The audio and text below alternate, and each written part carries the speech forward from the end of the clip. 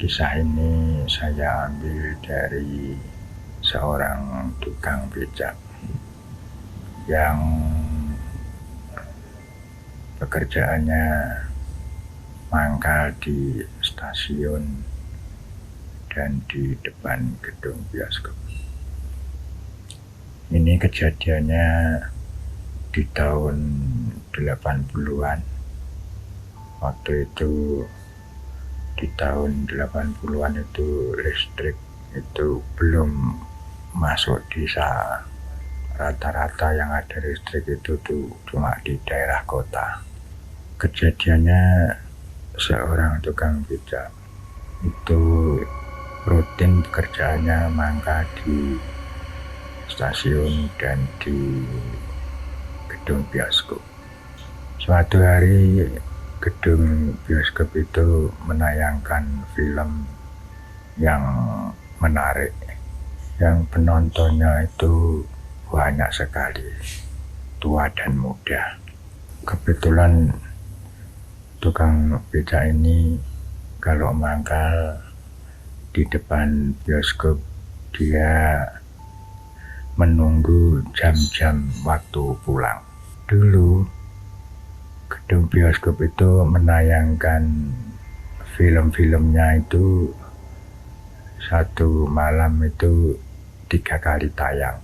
Yang pertama jam 5 sore, yang kedua jam 7 malam, yang ketiga jam 9 malam. Terkecuali kalau malam minggu itu ada midnight show, tengah malam.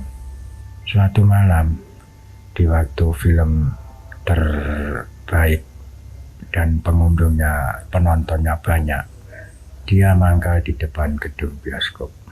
Disitulah ada suatu keganjilan atau keanehan. Dia menunggu penumpang yang mau numpak becak, kalau ada itu. Ternyata yang ditunggu-tunggu ada seorang perempuan sendiri. Padahal untuk melihat bioskop jam tayang yang jam 9 itu rata-rata pulangnya jam 11 ke atas. Itu ada seorang cewek itu pulang sendiri dan dia tanya tukang becak itu suruh ngantarkan pulang. Dan secara tidak langsung itu katanya sudah ndak nawar harga, dia langsung naik becak suruh ngantar pulang. Ternyata dari cerita tukang becak itu dia disuruh mengantarkan jauh sekali. Ada kalau sekitar 4 km ada dari gedung bioskop. Dia mengayuh becak sampai ke rumahnya cewek itu lama sekali karena sudah masuk kampung dan gelap. Jadi terpaksa tukang becak itu masuk kampung, posisi bahwa becaknya itu ada senternya gitu karena gelap. Hampir 1 jam perjalanan sampailah dia di depan rumahnya sang cewek itu. Dia diajak bicara sama cewek itu, katanya disuruh nunggu. Terus ceweknya tadi masuk rumah. Nah, sang tukang becak tadi melihat lampu rumahnya cewek tadi yang ada di depan rumah, seperti zaman sekarang tuh di teras. Itu lampunya kurang bener, katanya gitu.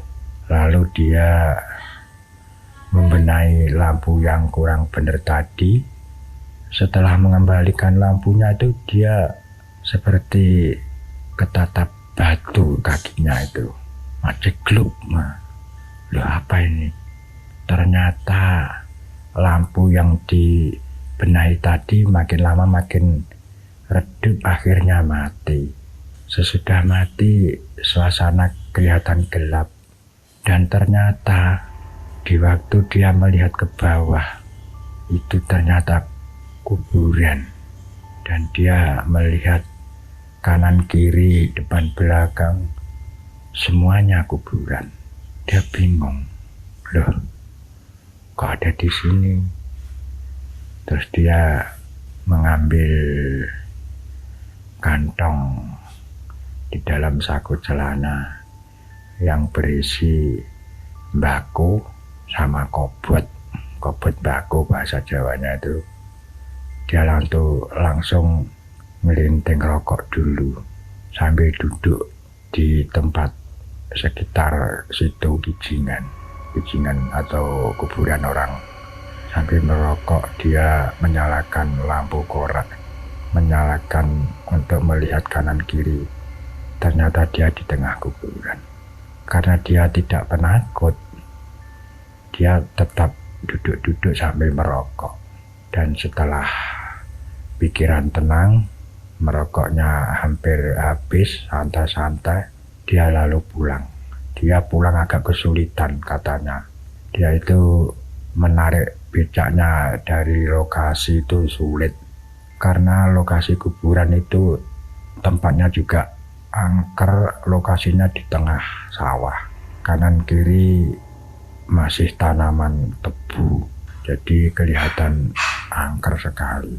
Jalannya cuma satu, keluar masuk cuma satu itu, jadi lorongnya itu juga sempit. Becak saja ngepres katanya gitu. Setelah dia tarik, dia menuju pulang. Di dalam angan-angan dia berkata, siapa yang saya becak tadi? Kok bisa-bisanya menjerumuskan saya ke tempat ini? Begitulah ceritanya si tukang becak yang dapat penumpang cewek. Ternyata dia kesasar di tengah kuburan. Begitulah ceritanya dari seorang tukang becak kejadiannya di zaman tahun 80-an. Silahkan komen itu tadi siapa yang dibecak. Demikianlah cerita ini yang diunggah dari si tukang becak. Dan akhirul kalam, wassalamualaikum warahmatullahi wabarakatuh.